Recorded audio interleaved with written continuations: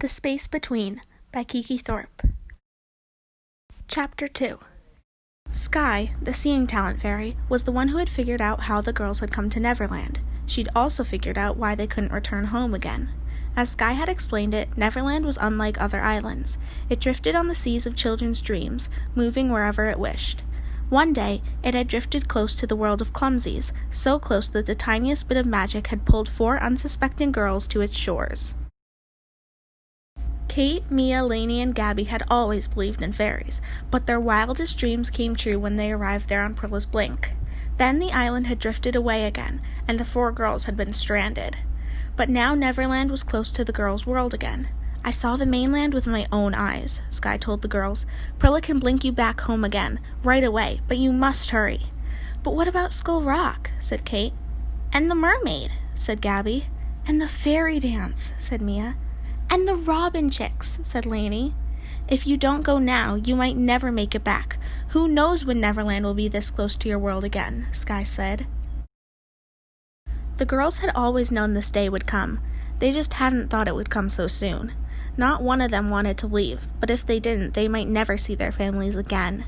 So they would have to say goodbye to the flower-filled meadow and burbling Cavendish stream, to the magnificent home tree and all the kind, lovely fairies who lived there. And it isn't just a see you later goodbye, Lainey thought. It's a really and truly farewell. Children who left Neverland never came back, the fairy Tinkerbell had told them. They grew up too quickly and forgot about it. With heavy hearts, the 4 girls went to their willow tree room to pack. Sunlight shone through the willow's branches as they entered, casting a jade-green glow over the room.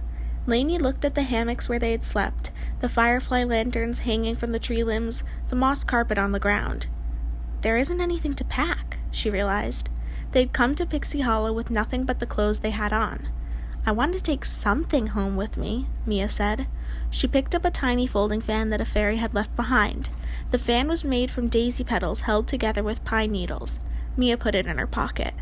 Kate found an itty-bitty kaleidoscope that a pots and pans fairy had cobbled together from bits of scrap metal. A water talent fairy had cast the lens from a single drop of dew. Gabby chose a daisy garland that the garden talent fairies had woven. She placed it on her head like a crown. "It'll wilt, you know," Mia warned her little sister. "I don't care," Gabby said, sticking out her lip.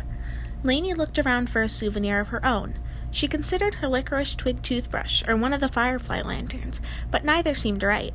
She wished she could take a pet home with her doe maybe, or one of the livelier squirrels. But of course, she knew the animals belonged in Neverland. Besides, her mother would never allow it.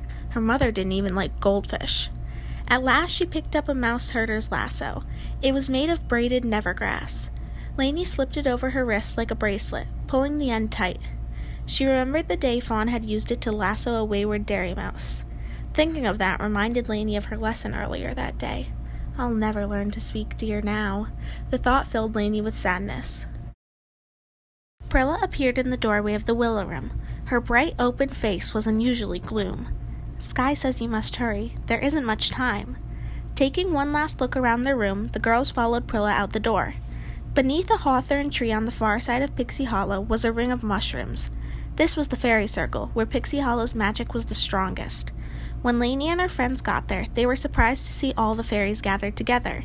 Animal fairies, fast-flying fairies, water fairies, light fairies, garden fairies, harvest fairies, baking fairies, dressmaking fairies, art fairies, storytelling fairies, and dozens more. Fairies from every talent had come to see the girls off. Clarion, the queen of the Never Fairies, stood at the head of the fairy circle. Her wings were folded solemnly behind her in honor of the sad moment.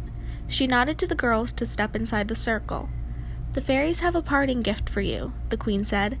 At her cue, Terence, a dust talent sparrowman, flew forward. He held out a velvet sack no bigger than a peach pit. "It's a bit of fairy dust," the queen explained. "Just 1 pinch for each of you. Perhaps one day you can use it to find your way back to Pixie Hollow." "How will we know the way?" Kate wondered. "Is there a map?" The queen spread her hands. "I can't say for sure. Neverland drifts about on the waves, always moving. But some say that to get here from the mainland, you should look for the second star to the right and fly straight on till morning." Thanking the queen, Kate took the bag of dust from Terence and put it in her pocket. Several fairies and sparrowmen came forward then to say special goodbyes to the girls. Lainey searched the crowd for Fawn, but she didn't see her friend anywhere. At last, Sky entered the circle. "You must go now," she told Prilla and the girls. "Neverland is on the move again. Soon it will be too late." Kate, Lainey, Mia, and Gabby held hands. Prilla landed in Gabby's open palm. "Fly safe," the Queen started to say as Prilla blinked. In that moment, all of Pixie Hollow winked out. The trees, the flowers, the sky, the fairy circle, and the fairies themselves. Everything vanished. The rest of Queen Clarion's words were lost.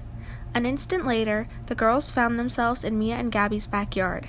They looked around at the tall wooden fence, the neatly mowed lawn, and the tidy rows of petunia in the flower bed. A soccer ball sat nearby in the grass. Lainey picked it up, turning it over in her hands. They'd been playing a game with the ball just before they blinked to Neverland. That seemed like a lifetime ago, like something she'd dreamed. "Are we really home?" asked Gabby. Kate pinched herself. "I think so," she said, but she didn't sound certain. They heard a high bell-like noise, like the tinkle of a fairy's laugh. All the girls turned toward the sound, but it was only Mia's cat, Bingo. The bells on Bingo's collar jingled as he ran toward them. Mia scooped up the cat in her arms. She buried her face in his fur. "Oh, Bingo, I missed you." "Meow," Bingo complained as Mia squeezed him tightly. He wiggled out of her arms and wandered off to chase grasshoppers.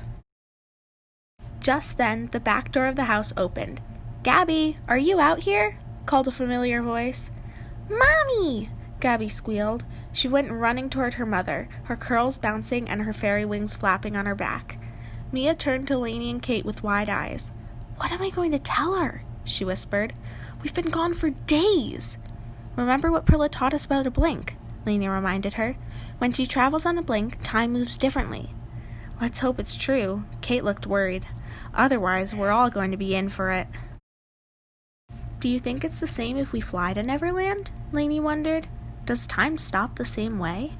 "Speaking of that," Mia said, "what about the fairy dust? Shouldn't we put it somewhere safe?"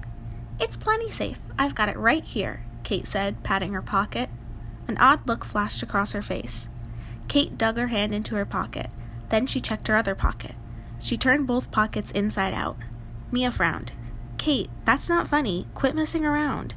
"I'm not joking," Kate said in a choked voice. "The fairy dust! It's gone!"